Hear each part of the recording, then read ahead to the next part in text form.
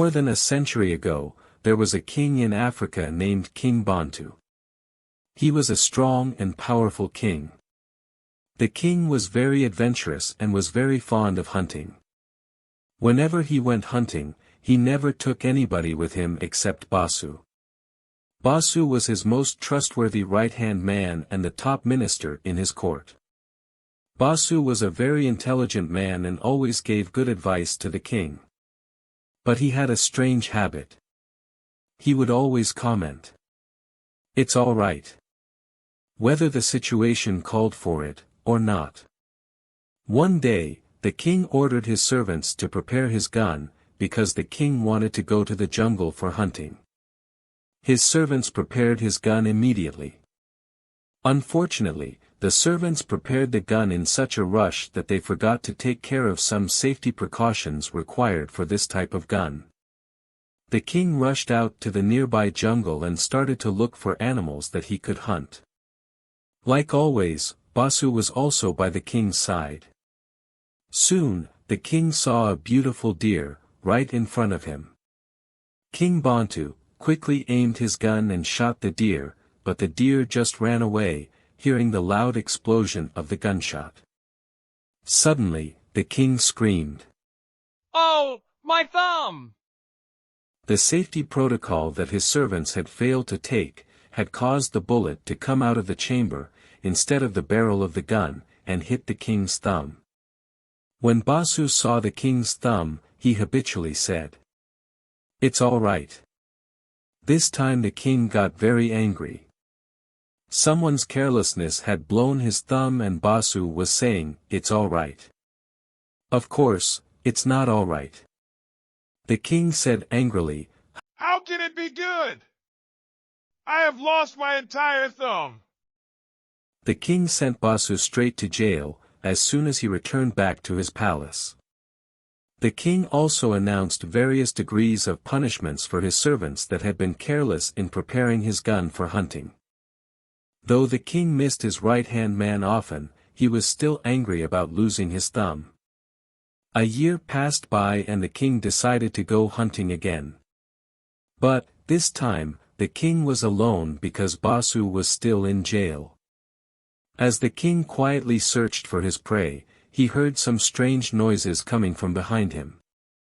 Unfortunately, this time the king was the prey. There was a large group of men from a cannibal tribe, which also called this jungle their home, and they had their eyes on the king. They were easily able to capture the king, because the king was alone. They took the king to the center of their tribal land and built a huge fire there, for the royal feast. The rest of the tribesmen started to gather around, soon. They all started to dance around the fire, in celebration. There was a festive atmosphere. They were all waiting for the moon to shine. As the bright moonlight hit the festivities, the chief of the cannibal tribe walked up to the king for the final inspection.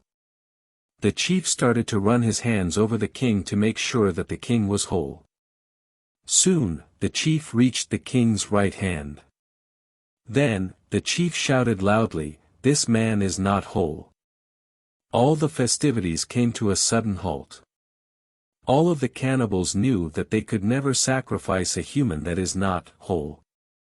Offering sacrifice of a human that is not whole could bring untold wrath of gods on to the whole tribe. The cannibals had no choice, but to release the king.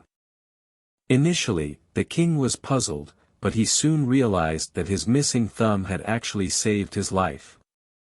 The king came back to his palace and started thinking, long and hard.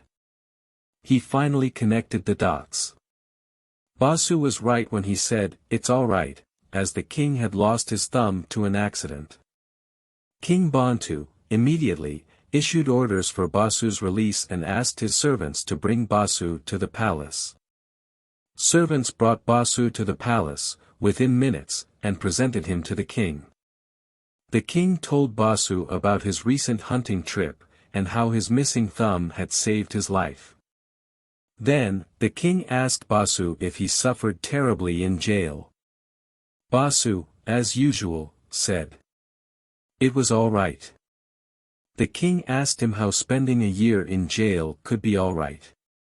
Basu replied, "If I had been with you, I would have become their prey, because I was whole." Moral of the story is that everything happens for a reason, and the outcome is always going to be good. Believe that all is well. Current situation might not be good, but your future is always going to be good. Thanks for watching. If you liked this story, please give a thumbs up, share and subscribe our channel. Also hit the bell icon to be notified of our latest video. We would really appreciate your comments and feedback.